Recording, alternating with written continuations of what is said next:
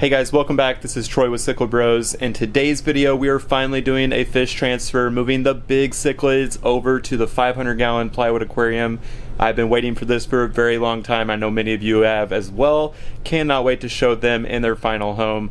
Let's dive right in. So I'm going to start draining the water on this tank so it's much easier to catch these fish. But before we do that, let's do a quick recap of where we are today.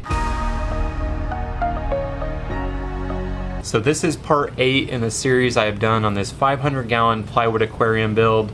In the initial stages, I picked up all the plywood, the 2x4s, 2x6s, building the stand, the shell of the plywood tank, and then the frame itself. And after I did that, I worked on waterproofing this thing with fiberglass and many coats of pond shield. And then we did the external bracing, the plumbing, we installed the glass panel.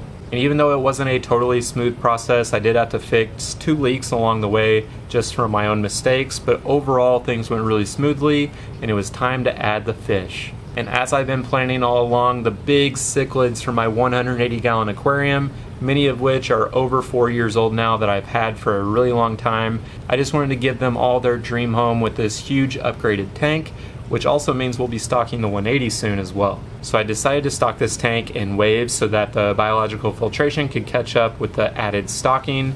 The 3 electric blue acaras came from one of my other tanks and they were in there for a couple weeks, but it was then time to add a few of my smaller fish from the 180, which included the 2 Geophagus redhead tapajos and the green phantom pleco.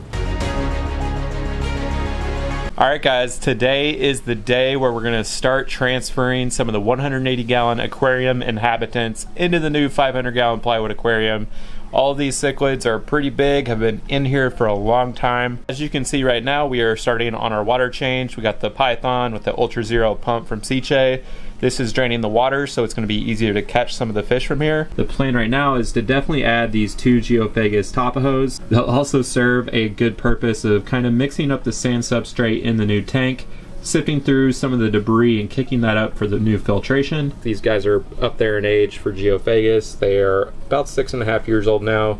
Hopefully they like their new tank and they last in there for at least a few more years, I'm hoping, but we will see. They're definitely going to get a chance to settle into the new tank first.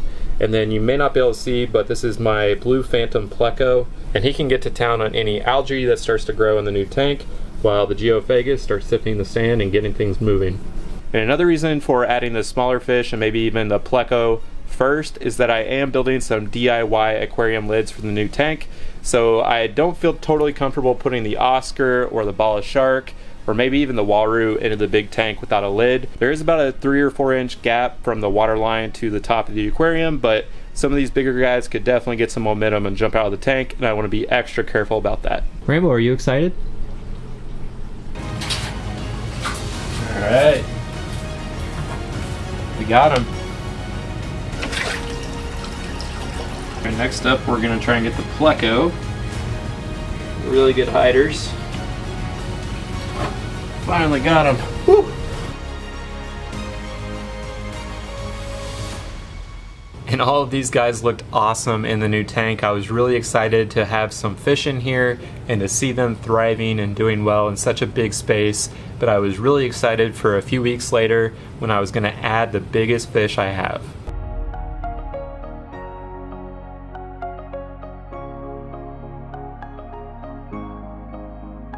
It has been about 3 weeks since the Geophagus tapajos and that pleco joined the electric blue acaras. So now the tank is draining and we're going to move these big guys next. Let's go. Alright, let's see if I can get any of them right away. Looks like Big Red's up here at the front, but good start.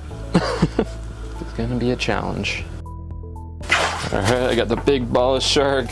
Did not think that would be the first one I would catch. Big boy.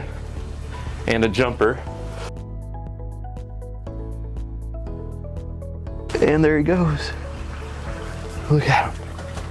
He's so big, but he looks small in this tank. Got one.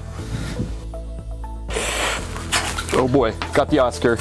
Oh, he is not happy.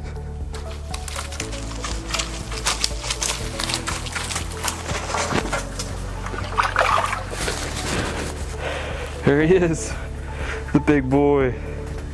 I was actually worried about moving him, but he's like, hey, this looks pretty sweet.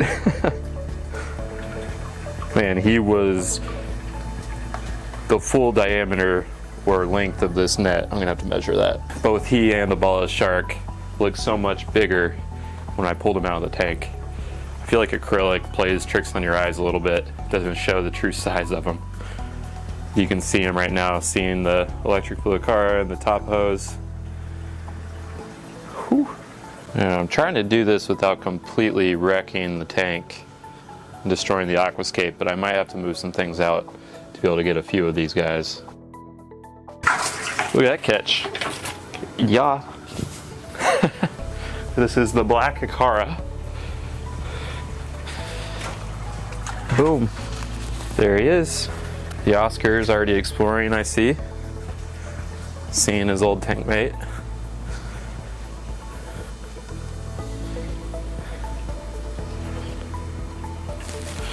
Oh, I got big red. Caught him unaware. That was a good one. Big Severum. Waited about 5 years in my possession before getting him a huge tank. All right, got the Severum. Let's go.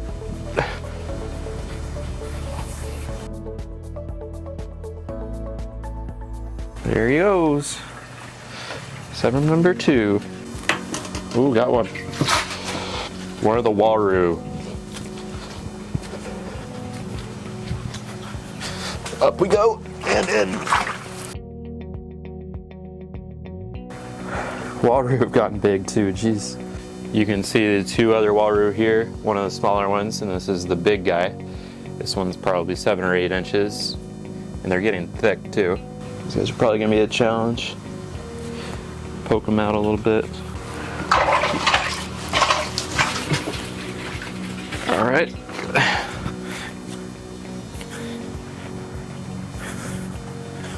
This is a weird catch. I got him in 2 different nets at the same time. There he goes. Got another Walroo.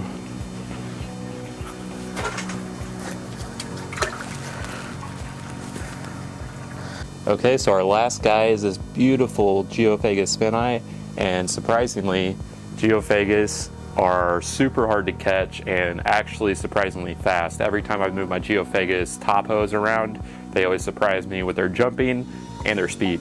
So let's hopefully get this guy without him getting hurt. Whoa, see? Already just going nuts.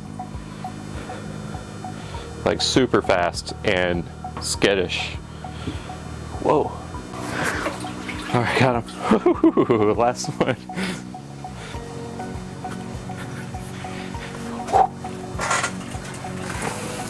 There he is, the beauty.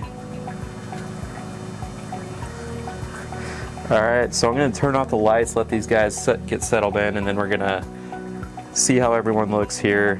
Whew. That was fun. Many hours later.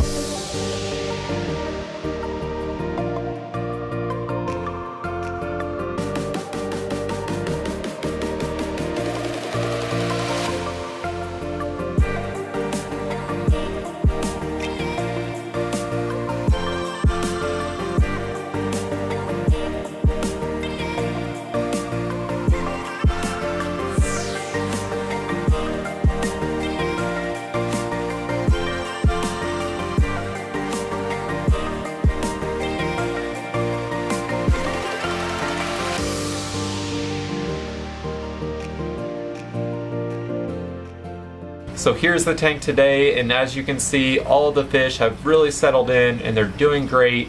All the big guys met up with the smaller guys, and so far so good. There's so much more room for them, and I just love it. Amazing! Look at that! Look at all the sports space. We do aerobics in here. So many activities. So this is a huge upgrade for them. It's about 2.5 times the size of their previous aquarium, which was also a pretty large tank. But all of them have clearly enjoyed the extra space, and pretty soon here we're going to be getting a couple new tank mates that I've had in mind for a while, but especially the Stingray. So this tank is definitely not in its final form in terms of overall stocking, but I'll probably also remove a bit of the decor, maybe some more rocks when the stingray does go in here. I still need to install another wave maker. Currently only have one of them and then 2 small air stones for the time being. And I'm probably going to build something around the drain lines to hide those a little bit more. And I still need to install the hanging system for the lights, which will make this look awesome and provide a little more shimmer. And this tank will likely be crystal clear in just a few days. I added some Chemi Pure Blue into the sump below. Some of the driftwood has leached some tannins, so you might see a little bit of that brown haze in the water, which is why it's a little less clear than usual. One cool thing about the position of this aquarium is the small window does provide a little bit of sunlight for a couple hours in the morning. It's not enough to create a ton of algae, but it's just a cool dynamic when you see the fish swimming in and out of it, and then the lights start ramping up and you see everything. So it's just kind of a cool aspect to this tank. And there's so much just in this room that I haven't really shown. You might have seen it in bits and pieces, but looking at it now, I can't wait to show that in a new video. So this room, the tank, everything is a work in progress, but we are very excited to finally have the fish in the tank. It is a huge milestone. I'm just super excited to have them in there. It's been a long time coming, but it's been so rewarding to finally see them in their forever home. As expected, I've loved seeing that Oscar and the bala shark and just all of them swimming around with much more territory and space. I just love everything about this tank, including the scape and all the fish in it. They're all my favorites, so it's just been an awesome project, and I can't believe it's finally finished and looking the way it is. And with all of this happening, there's still the empty 180-gallon aquarium, and that's going to be changing very soon. So thanks so much for following along with the build of this 500-gallon plywood aquarium. There are so many more updates and videos to come on this tank and my other fish tanks now that the fish have been moved. So much happening here, and I can't wait to share it. Thanks again, guys. We'll see you next time.